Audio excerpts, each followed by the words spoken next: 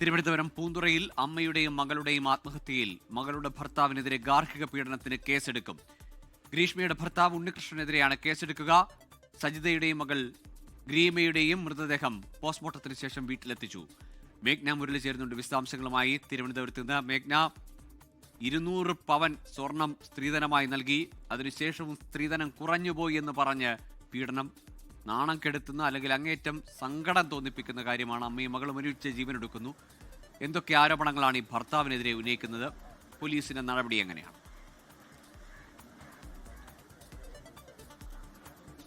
ഗോകുൽ, ഒരിക്കലും ആവർത്തിക്കാൻ പാടില്ലാത്ത അല്ലെങ്കിൽ അതിഗുരുതരമായിട്ടുള്ള വിവരങ്ങളാണ് ഈ ആത്മഹത്യാ കുറിപ്പിൽ നിന്ന് ലഭിക്കുന്നത് എന്നുള്ളതാണ്.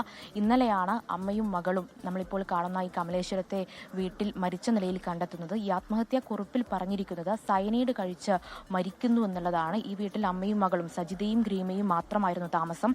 3 മാസം മുൻപാണ് ഇവരുടെ ഭർത്താവ് അച്ഛൻ മരിക്കുന്നത്. അതിനുശേഷം ഇവർ വലിയ മാനസിക പ്രയാസത്തിലായിരുന്നു. അതിലുപരി ഇവർക്ക് ഈ മകളുടെ ഭർത്താവുമായി ബന്ധപ്പെട്ട് മകളുടെ കുടുംബജീവിതവുമായി ബന്ധപ്പെട്ട വലിയ പ്രശ്നങ്ങൾ ഉണ്ടായിരുന്നു എന്നുള്ളതാണ് ഈ ആത്മഹത്യാ കുറിപ്പിൽ നിന്ന് വ്യക്തമാകുന്ന പ്രധാനപ്പെട്ട കാര്യം. അതിൽ പറയുന്നത് 200 പവൻ സ്വർണമാണ് 6 വർഷം മുൻപ് മകളുടെ കല്യാണത്തിനായി ഭർത്താവിന്റെ വീട്ടുകാർക്ക് നൽകിയത് എന്നുള്ളതാണ്. ഈ സ്വർണത്തിന് പുറമെ വീടും സ്ഥലവും നൽകിയിട്ടുണ്ട് എന്നുള്ളത് ഈ ആത്മഹത്യാ കുറിപ്പിൽ പറയുന്നുണ്ട്. പക്ഷേ 25 ദിവസം മാത്രമാണ് ഈ മകളുടെ കുടുംബജീവിതം നീണ്ടുനിന്നത്. അതിനുശേഷം ഈ ഭർത്താവിൽ നിന്ന്, വിദേശത്ത് ജോലി ചെയ്യുന്ന ഭർത്താവിൽ നിന്ന് പല മോശം പരാമർശങ്ങളും ഉണ്ടായി. കുടുംബജീവിതം മുന്നോട്ട് പോകാൻ താല്പര്യമില്ലെന്ന് ഭർത്താവ് അറിയിച്ചു. അതുപോലെ തന്നെ 200 പവൻ സ്വർണം മതിയാവില്ലെന്ന് പറഞ്ഞ് പലതരത്തിലും പീഡിപ്പിച്ചു എന്നുള്ളതാണ്. വലിയ ശാരീരിക പീഡനങ്ങൾ ഉണ്ടായിട്ടുണ്ട് എന്നുള്ളതാണ് ഈ ഭർത്താവിനെതിരെയുള്ള ഈ കത്തിലെ ആരോപണങ്ങൾ എന്ന് പറയുന്നത്. ഈ കത്ത് വാട്സപ്പിലടക്കം ബന്ധുക്കൾക്ക് നൽകിയ ശേഷമാണ് ഈ ആത്മഹത്യ ചെയ്യുകയും സയനൈഡ് കഴിക്കുകയും ചെയ്തത് എന്നുള്ളതാണ് മനസ്സിലാക്കാൻ കഴിയുന്നത്. ഇപ്പോൾ പോസ്റ്റ്മോർട്ടത്തിന് ശേഷം മൃതദേഹം വീട്ടിലെത്തിച്ചിട്ടുണ്ട്. വീട്ടിന് ഉള്ളിൽ ബന്ധുക്കൾക്കടക്കം കാണാനായി സജ്ജീകരിച്ചിരിക്കുകയാണ്.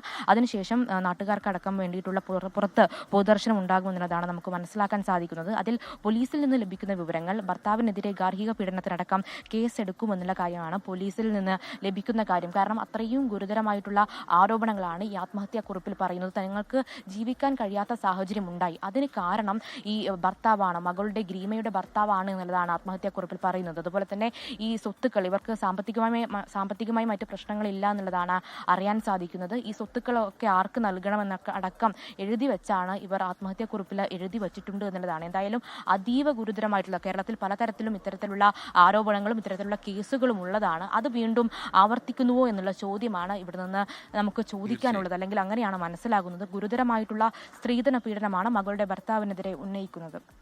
ലോകത്തെവിടെയായാലും ഏത് സമയത്തും 24 വാർത്തകളും ഓഗ്മെന്റഡ് റിയാലിറ്റി പാക്കേജുകളും എക്സ്പ്ലെയിനറുകളും വിശദമായി കാണാൻ ഞങ്ങളുടെ യൂട്യൂബ് ചാനൽ നിങ്ങൾക്ക് സബ്സ്ക്രൈബ് ചെയ്യാം.